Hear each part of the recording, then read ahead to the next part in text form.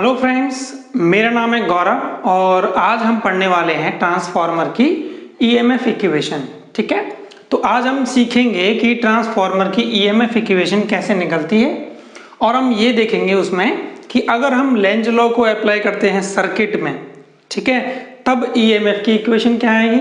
और दूसरा केस फिर हम ये देखेंगे कि अगर हम लेंज लॉ को सर्किट में अप्लाई नहीं करते, हम लेंज लॉ को अगर इक्वेशन में अप्लाई करते हैं, ठीक है, तो उस केस में ईएमएफ इक्वेशन क्या निकलने वाली है। ठीक है, तो आप जुड़े रहिएगा, आराम से आप देखिएगा वीडियो को, आपका पूरा समझ में आएगा, बहुत अच्छे से समझ में आएगा, हम इजीली एक्सप्लेन करेंगे इसको। चलिए, मैंने एक 2 वाइंडिंग ट्रांसफार्मर बनाया हुआ है। ये इसकी प्राइमरी साइड है, ये सेकेंडरी साइड है। जिस साइड में सोर्स होता है उसको हम बोलते हैं प्राइमरी साइड, और जिस साइड में हम लोड लगाने वाले हैं वो होती है सेकेंडरी साइड। ठीक है, मैंने ये मान लिया कि यहाँ जो नंबर ऑफ टर्न्स हैं वो N1 है और सेकेंडरी साइड में नंबर ऑफ टर्न्स N2 है। ठीक है, चलिए देखिए, अब हमने क्या किया हुआ है, एक AC सोर्स लगाया हुआ है। ठीक है ना, तो AC सोर्स से जो करंट होगी वो भी कैसी होगी, AC होगी। इस करंट को हम बोल देते हैं I1। ठीक है, अब देखिए, ये जो AC करंट है, इस AC करंट की वजह से इस कॉइल में एक फ्लक्स जनरेट होगा। ठीक है ना, एक फ्लक्स जनरेट होगा। वो जो फ्लक्स होगा उसकी डायरेक्शन हम किससे निकालेंगे, राइट हैंड ग्रिप रूल से। निकालिए आप। करंट इस डायरेक्शन में है, देखो करंट इस डायरेक्शन में होगा ना, तो अगर करंट इस डायरेक्शन में है घूमी हुई उंगलियों की दिशा में, तो फ्लक्स कहाँ होगा, फ्लक्स होगा थंब की डायरेक्शन में। इसका मींस इस केस में फ्लक्स होगा अपवर्ड डायरेक्शन में। ठीक है, तो ये देखो फ्लक्स जाएगा इधर से और इधर कोर में से फ्लो करेगा, कोर से फ्लो करता हुआ डाउनवर्ड आएगा, या कोर से फ्लो करेगा डाउनवर्ड जाएगा और ऐसे अपवर्ड फ्लक्स चला जाएगा। ठीक है, तो ये कोर में मेन फ्लक्स जनरेट होगा। ठीक है, अब देखिए बात क्या है, इस कॉइल में, चूंकि इस कॉइल में एक फ्लक्स है और वो फ्लक्स भी कैसा है, AC फ्लक्स है। AC फ्लक्स इसीलिए है क्योंकि करंट कैसा है, AC। अगर करंट AC है तो फ्लक्स भी कैसा होगा, AC होगा। AC means sinusoidal. तो फ्लक्स को हम क्या लिखेंगे, फाई, जो फ्लक्स है वो होगा phi m sine omega T. किसी भी साइनसोइडल क्वांटिटी को हम ऐसे ही डिनोट करते हैं ना, तो चूंकि करंट साइनसोइडल है तो फ्लक्स भी कैसा होगा, साइनसोइडल होगा।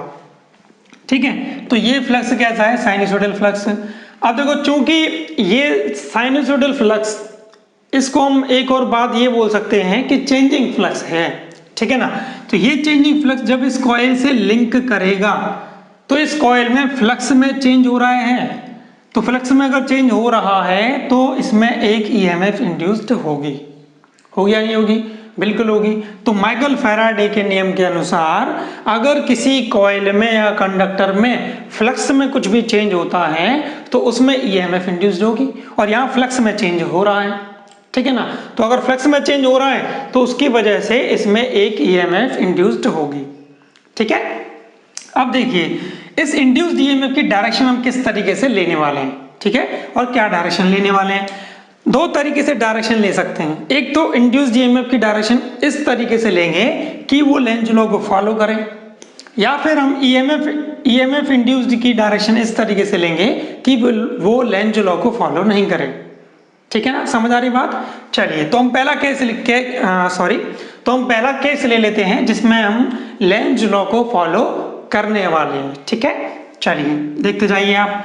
अब देखिए, ये हम सीख चुके हैं लास्ट लेक्चर में कि मेन फ्लक्स अगर ऊपर की तरफ है, इसका मींस इस कॉइल में जो ईएमएफ इंड्यूस्ड होगा उसकी वजह से जो फ्लक्स आना चाहिए वो डाउनवर्ड डायरेक्शन में आना चाहिए। ठीक है ना, तो अगर फ्लक्स डाउनवर्ड डायरेक्शन में हुआ इस कॉइल की वजह से, ठीक है, तो ईएमएफ की डायरेक्शन हम कैसे निकालेंगे, देखो, तो हम निकाल देते हैं करंट की डायरेक्शन। तो देखो, अगर इधर फ्लक्स है, ठीक है ना, तो उंगलियां किसको दिखाएंगी, करंट को। देखो करंट इस डायरेक्शन में होगा, इसको मैं राइट से दिखा देता हूं। इसका मींस इस कॉइल की वजह से जो करंट आएगा वो इस डायरेक्शन में होगा। इसका मतलब अगर मुझे ईएमएफ की पोलैरिटी दिखानी हो तो हम कैसे दिखाएंगे, देखो हम जानते हैं कि करंट हमेशा प्लस से बाहर निकलता है और माइनस में क्या करता है, एंटर करता है।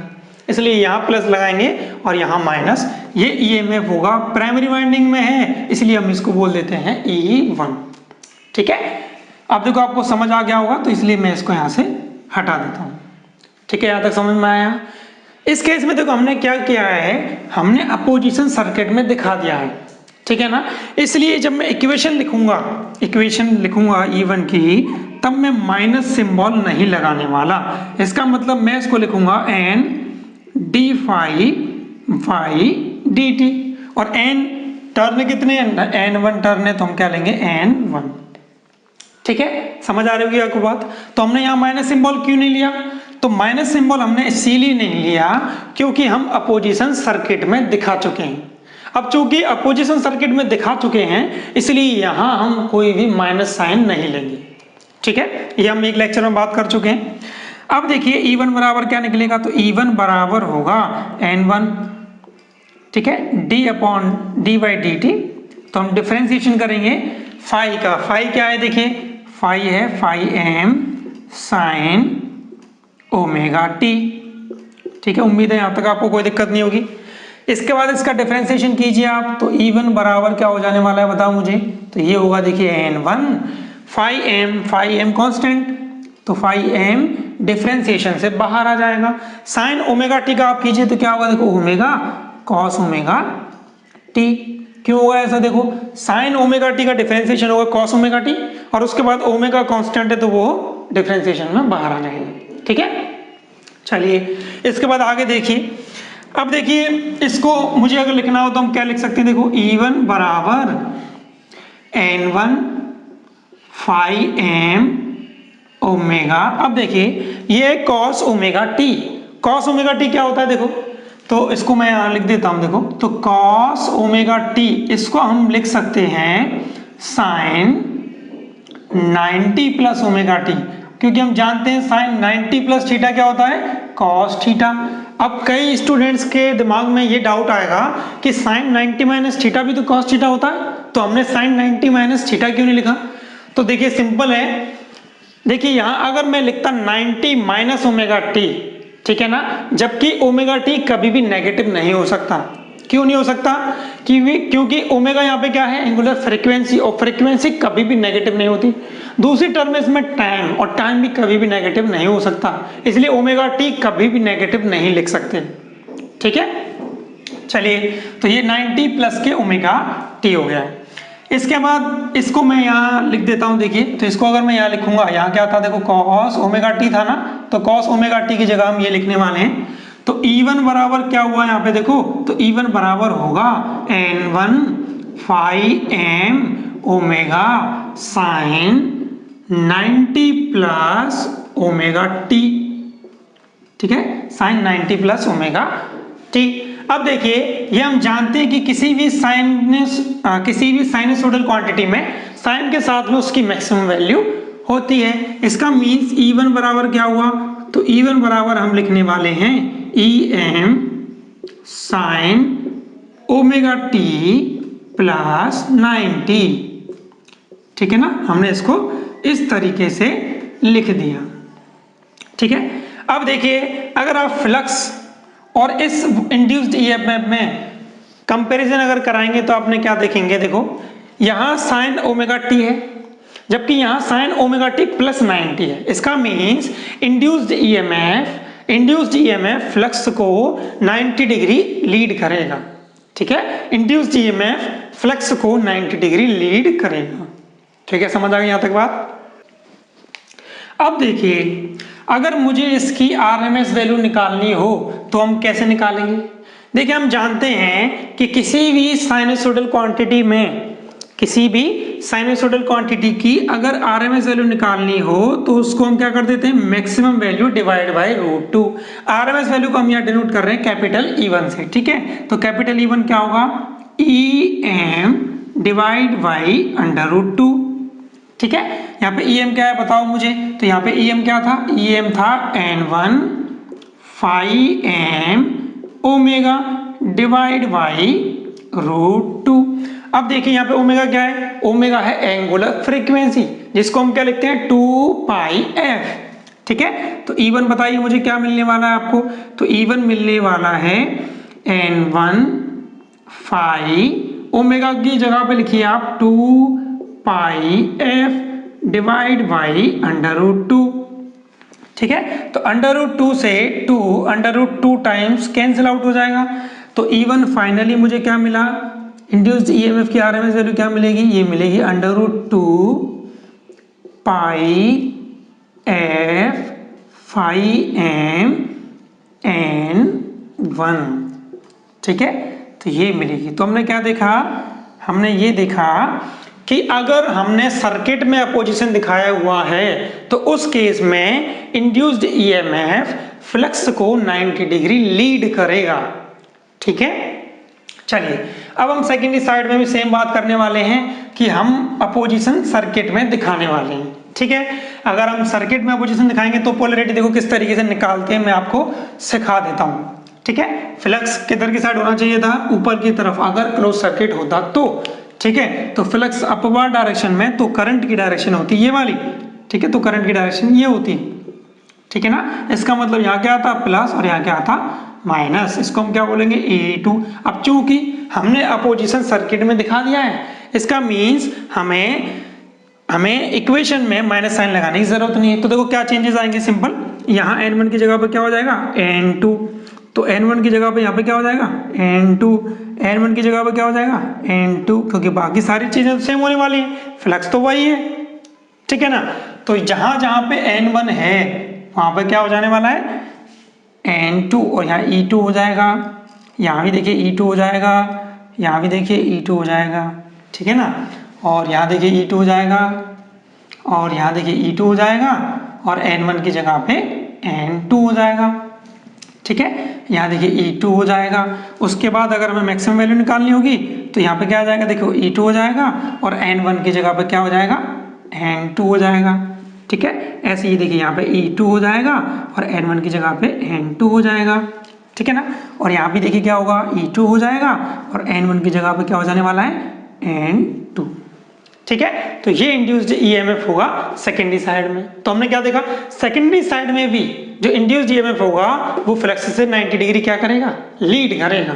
कब, उस केस में जब हमने अपोजिशन सर्किट में दिखाया हुआ है, ठीक है। देखिए हमने क्या देखा, अभी हमने ये देखा अगर मैं E1 और E2 को एक साथ लिखूं, ठीक है, अगर मैं एक साथ लिखूं तो हम क्या देखने वाले हैं, देखिए फिर इसका हम फेजर डायग्राम भी बनाएंगे अभी, ठीक है। तो हमने देखिए पहले तो ये निकाला जो स्मॉल E1 था, देखो EM और इसको EM1 बोल देता हूं मैं, ठीक है, कि प्राइमरी साइड में maximum value EM1 sine omega t plus 90, ठीक है ना। और E2 क्या मिला मुझे, E2 था EM2 sine omega t plus 90। देखिए दोनों केस में वहां जो EM था ना मैक्सिमम वैल्यू उसकी, तो उसकी क्या थी मैक्सिमम वैल्यू, उसकी थी N1 ओमेगा, ठीक है ना। और फाई m उसमें क्या थी सेकेंडरी में थी N2 फाई m ओमेगा, ठीक है। तो इसलिए मैंने इसको EM1 लिख दिया, इसको EM2 लिख दिया, ठीक है। तो देखिए क्या हो रहा है, ये जो इंड्यूस्ड ईएमएफ है वो फ्लक्स से 90 डिग्री क्या कर रहा है, लीड कर रहा है, ठीक है। अब देखिए अगर मुझे निकालना हो E1 अपॉन E2, ठीक है, या फिर कैपिटल E1 अपॉन में कैपिटल E2 भी अगर मुझे निकालना हो तो हम कैसे लिखेंगे, देखो तो कैपिटल E1 क्या था, कैपिटल E1 था √2 पाई f फाई m N1, यही था ना N1, अपॉन में √2, E2 क्या निकला था √2 पाई f फाई m N2, ठीक है ना। इसका मीन्स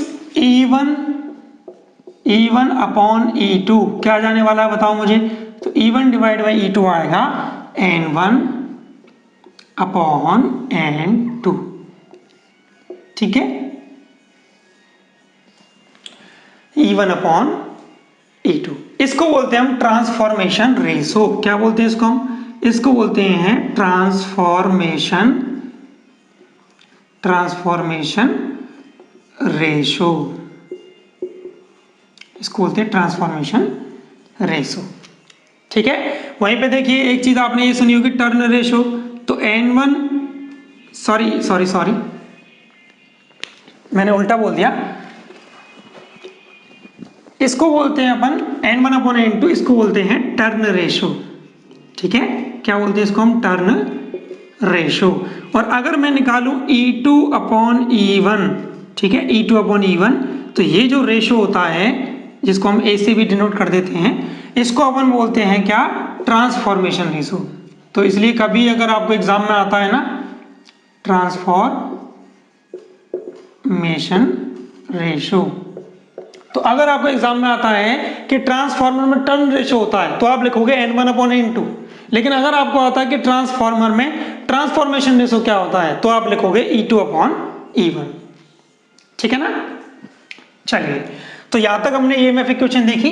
उस केस में देखी थी जब क्या हो रहा था, जब ये हो रहा था कि हम अपोजिशन सर्किट में दिखा रहे थे। ठीक है, अब हम निकालेंगे ट्रांसफार्मर की ईएमएफ इक्वेशन उस केस में जब हम अपोजिशन सर्किट में नहीं दिखाने वाले। ठीक है, तब हमें क्या करना पड़ेगा? इक्वेशन में माइनस साइन लेना पड़ेगा। ठीक है।